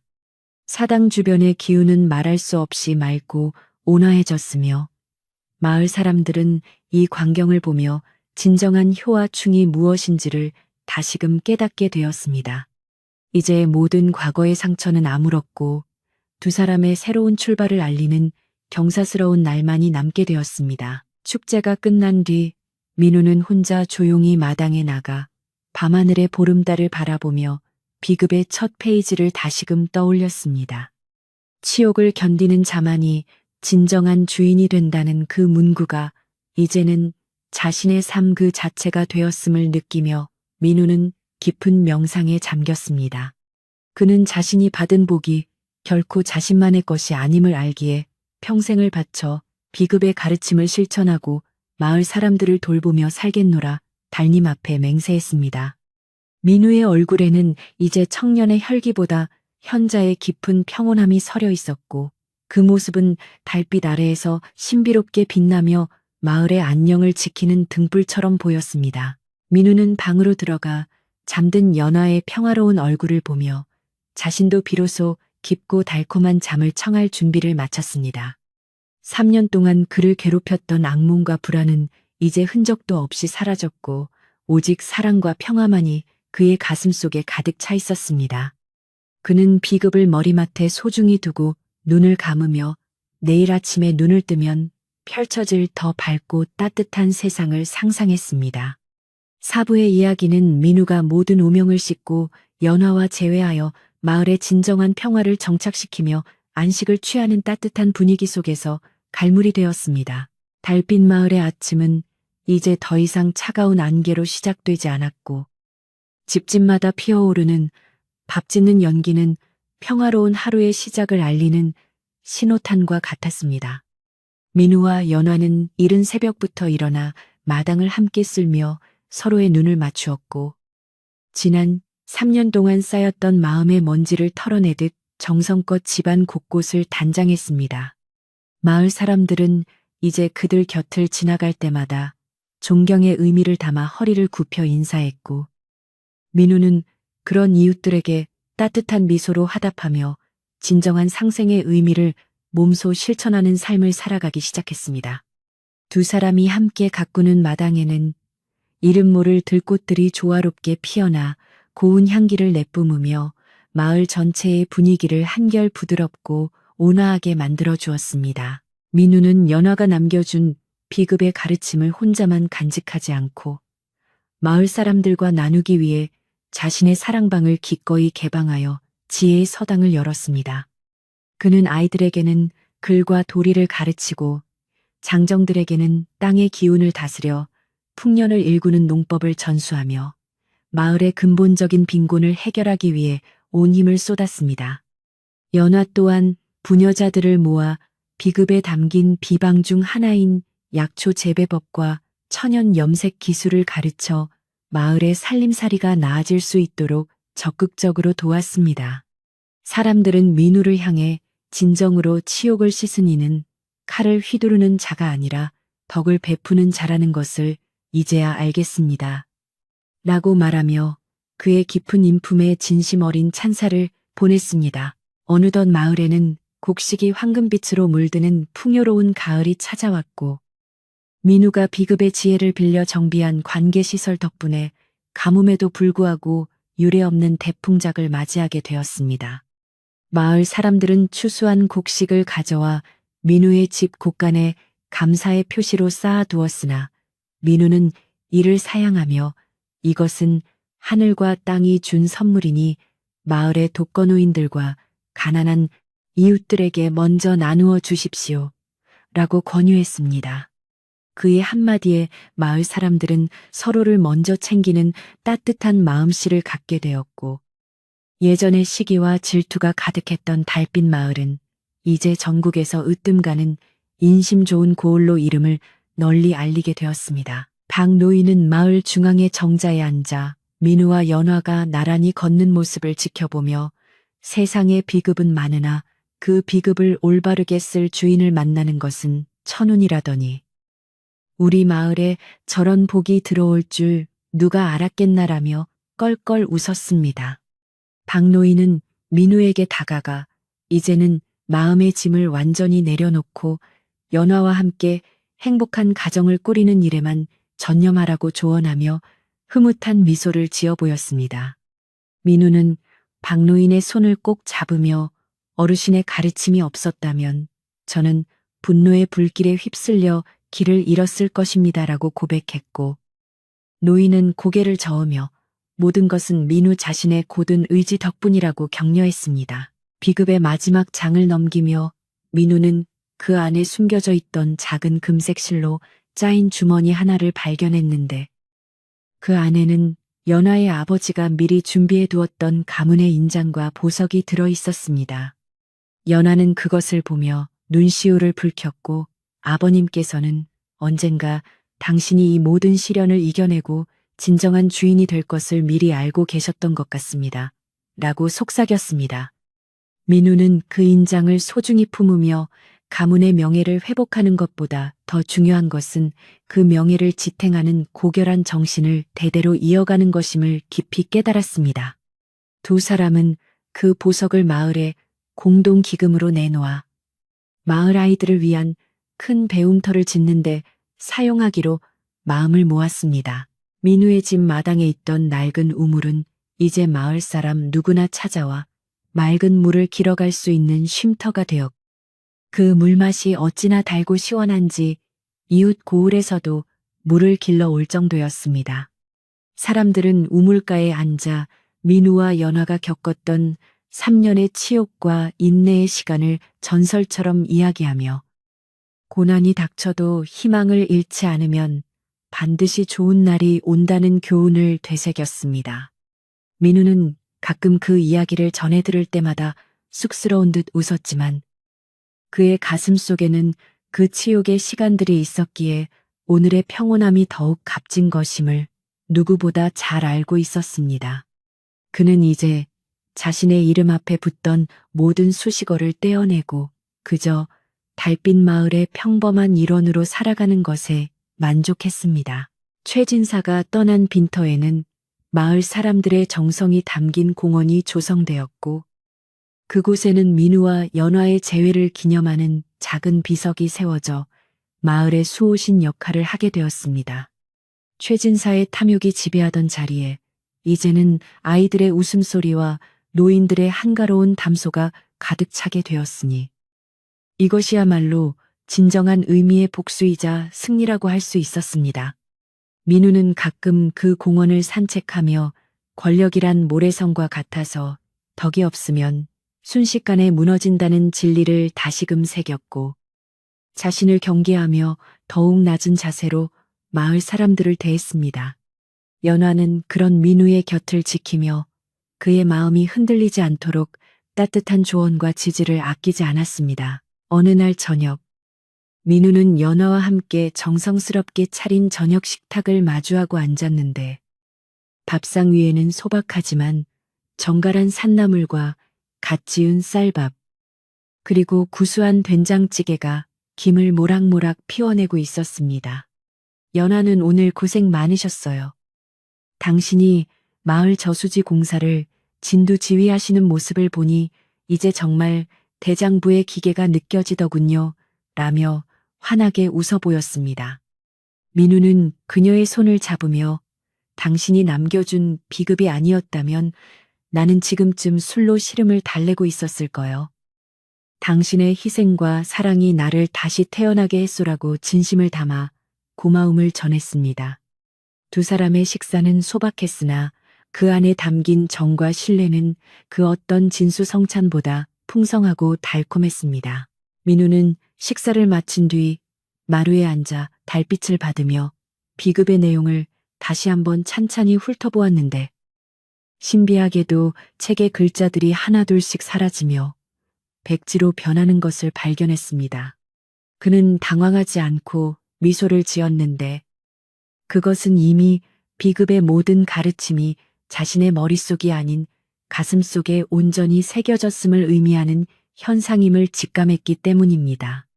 비급은 이제 형체를 잃고 사라졌으나 그 정신은 민우의 삶을 통해 마을 전체에 퍼져나갔고 이는 책 속에 갇힌 죽은 지식이 아닌 살아 움직이는 지혜가 되어 세상과 소통하기 시작했습니다.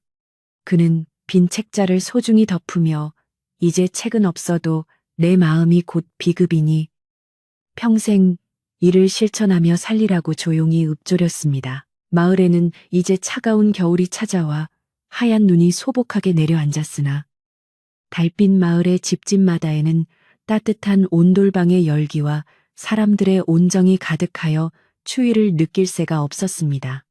민우는 연화와 함께 직접 짠 털옷을 마을의 노인들에게 나누어주며 겨울 채비를 도왔고 눈이 많이 내린 날에는 앞장서서 마을 길을 치우며 주민들의 안전을 살폈습니다.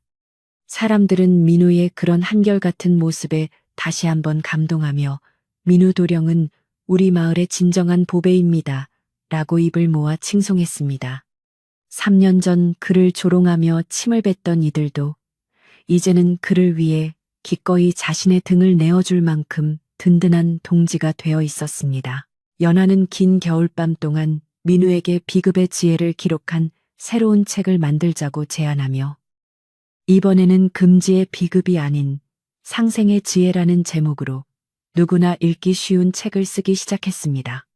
민우는 그녀의 제안을 흔쾌히 받아들여 자신의 경험과 비급의 핵심 내용을 정리하였고 두 사람은 밤늦도록 붓을 놀리며 후대에게 남길 소중한 유산을 정성껏 만들어 나갔습니다. 이 책은 훗날 이 마을뿐만 아니라 나라 전체에 퍼져나가 올바른 선비 정신과 농법의 교과서가 되었으니 3년 전에 치욕이 낳은 뜻밖의 결실이라고 할 수 있었습니다. 방 안의 촛불은 두 사람의 열정으로 밤새 꺼질 줄 몰랐고 밖에는 눈송이가 조용히 내려앉았습니다. 민우는 꿈속에서 다시 돌아가신 아버지를 만났는데 아버지는 예전의 근심 어린 표정 대신 인자하고 자랑스러운 미소를 지으며 민우의 어깨를 토닥여 주셨습니다. 아버지는 내 아들아, 네가 가문의 이름을 더럽히지 않고 오히려 더 밝게 빛내주었으니 이제 나는 아무런 여한이 없구나라고 말씀하시며 환한 빛 속으로 사라지셨습니다. 잠에서 깬 민우는 마음속 깊은 곳까지 맑아지는 기분을 느끼며 자신의 선택이 옳았음을 다시 한번 확신했고 창밖으로 비치는 새벽달을 보며 새로운 결의를 다졌습니다. 그는 이제 가문의 부활을 넘어 민초들의 삶을 돌보는 진정한 지도자로서의 길을 걷기로 마음먹었습니다. 연화는 민우에게 자신이 응거하던 시절의 이야기를 들려주며 그 고독한 시간 동안 민우를 향한 그리움을 어떻게 이겨냈는지 고백했는데 민우는 그녀의 이야기를 들으며 눈시울을 붉혔습니다. 당신이 보낸 3년의 치욕보다 내가 보낸 3년의 기다림이 더 짧게 느껴진 것은 오직 당신을 다시 만날 것이라는 확신 때문이었어요. 라는 그녀의 말은 민우의 심장을 다시 한번 세차게 뛰게 했습니다. 두 사람은 서로의 아픔을 보듬으며 이제는 그 아픔마저 아름다운 추억으로 승화시켰고 앞으로의 삶은 오직 서로를 향한 사랑과 헌신으로만 가득 채우기로 맹세했습니다. 방 안의 따스한 공기는 두 사람의 대화 속에 녹아들어 평화로운 밤의 정취를 더해 주었습니다. 마을 사람들은 민우와 연화의 결혼식을 정식으로 올리기 위해 마을 전체가 힘을 합쳐 잔치 준비를 시작했고 이는 달빛 마을 역사상 가장 성대하고 경사스러운 사건이 되었습니다. 사람들은 각자 정성껏 준비한 음식과 선물을 가져와 두 사람의 앞날을 축복했고 사또 또한 친히 참석하여 국왕의 치하를 전하며 두 사람에게 큰 상을 내렸습니다. 민우는 화려한 관복 대신 정갈한 선비복을 입고 연화의 손을 잡으며 이 잔치의 주인공은 제가 아니라 우리 마을 사람들 모두입니다. 라고 공을 돌려 큰 박수를 받았습니다.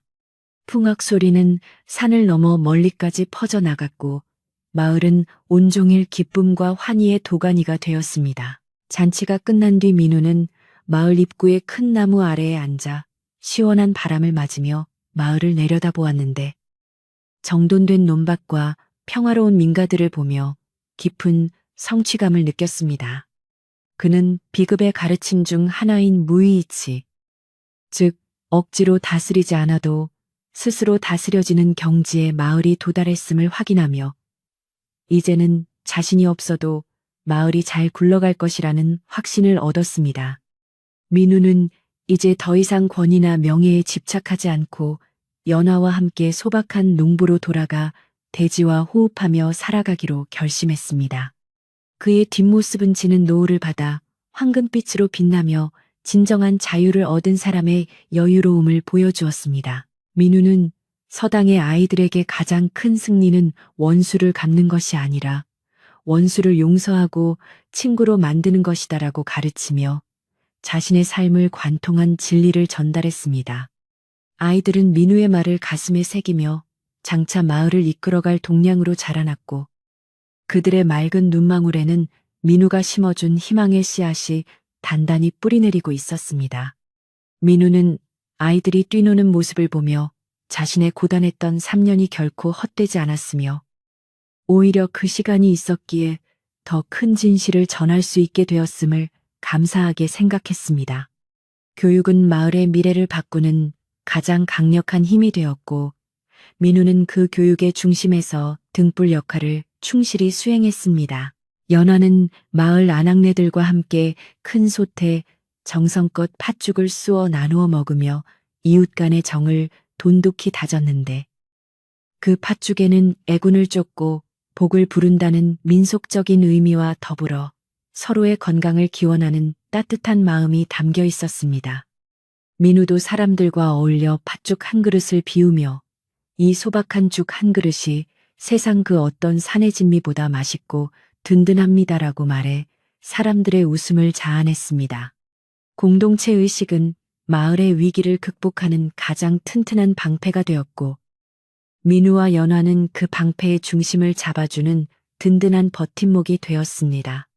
달빛 마을의 겨울은 그렇게 사람들의 체온으로 봄날처럼 따뜻하게 깊어만 갔습니다. 밤이 깊어 사람들의 발길이 끊기고 마을의 정적이 찾아오면 민우는 조용히 서재로 들어가 하루의 일을 정리하고 명상에 잠겼는데 그의 마음은 거울처럼 맑고 호수처럼 깊었습니다. 그는 비급의 가르침을 통해 세상 만사가 돌고 도는 이치를 깨달았기에 오늘의 영광이 내일의 고난이 될 수도 있고 오늘의 치욕이 내일의 축복이 될 수도 있음을 잊지 않았습니다. 자만하지 않고 늘 경계하며 스스로를 닦는 그의 태도는 마을 사람들에게 큰 귀감이 되었고 민우 도령처럼만 살면 천하가 평안할 것이라는 말이 마을의 격언처럼 전해지게 되었습니다. 그는 자신의 존재가 타인에게 긍정적인 빛이 된다는 사실에 깊은 만족감을 느끼며 하루를 마무리했습니다. 민우는 잿마루에 나와 밤하늘을 수놓은 수많은 별들을 바라보며 연화의 손을 꼭 잡고 보시오. 저 별들처럼 우리 마을 사람들의 마음도 각자의 빛으로 빛나고 있소라고 말했습니다. 연화는 그의 어깨에 머리를 기대며 당신이라는 큰 별이 중심을 잡아주기에 작은 별들도 마음 놓고 빛날 수 있는 거예요라고 화답하며 행복한 미소를 지었습니다. 두 사람은 서로의 존재가 주는 위안과 힘을 다시 한번 확인하며 다가올 내일도 오늘처럼 평화롭고 정의롭기를 간절히 기도했습니다. 달빛 마을의 밤은 이제 더 이상 두려움이나 슬픔의 시간이 아닌 새로운 꿈을 꾸고 안식을 취하는 축복의 시간이 되었습니다. 민우는 잠들기 전 부엌 아궁이의 불길을 확인하고 대문을 꼼꼼히 걸어 잠그며 가장으로서의 책임을 다했는데 그 소소한 행동 하나하나에는 집안을 아끼고 사랑하는 마음이 가득 묻어났습니다. 그는 방으로 돌아와 연화가 펴놓은 따뜻한 이불 속에 몸을 누이며 3년 동안 겪었던 모든 풍파가 이제는 멀리 떠나가는 파도처럼 느껴짐을 실감했습니다. 몸은 피곤했으나 마음은 깃털처럼 가벼웠고 머릿속에는 오직 평화로운 생각만이 가득하여 금방이라도 깊은 잠에 빠져들 것만 같았습니다. 그는 연화의 숨소리를 자장가 삼아 자신의 인생에서 가장 안온하고 깊은 휴식의 세계로 서서히 빠져들기 시작했습니다. 마지막으로 민우는 마음속으로 마을 사람들과 이 이야기를 듣는 모든 이들에게 짧은 축복의 인사를 건넸습니다. 고단한 하루를 보낸 여러분, 이제 모든 걱정을 내려놓고 편히 쉬십시오. 내일은 오늘보다 더 밝은 해가 여러분을 맞이할 것입니다. 라는 그의 진심 어린 목소리가 달빛을 타고 세상 곳곳으로 퍼져나가는 듯 했습니다. 그의 얼굴에는 부드러운 미소가 번졌고 그 미소는 잠결에도 사라지지 않아 보는 이의 마음까지 따뜻하게 만들어 주었습니다. 3년의 치욕을 씻고 진정한 승리자가 된 한 남자의 위대한 여정은 이렇게 고요하고 평화로운 결말을 맺으며 달빛 마을의 깊은 밤속으로 스며들었습니다. 이제 달빛 마을의 전설은 여기서 끝이 나지만 민우와 연화가 보여준 인내와 사랑 그리고 상생의 정신은 이 마을의 흙과 바람 속에 영원히 남아 후대에게 전해질 것입니다. 비급의 글자는 사라졌어도 그 가르침은 사람들의 행동 속에 살아 숨쉬며 세상을 더 아름답게 만드는 밑거름이 되었고 치욕을 씻어낸 단 한 번의 기회는 결국 모두를 살리는 위대한 기적이 되었습니다. 깊은 밤, 마을의 풍경 소리가 은은하게 울려 퍼지는 가운데 민우와 연화는 마침내 완벽한 평온 속에서 깊은 잠에 들었습니다. 이야기를 듣는 여러분도 이제 모든 무거운 짐을 내려놓고 민우의 따뜻한 방안처럼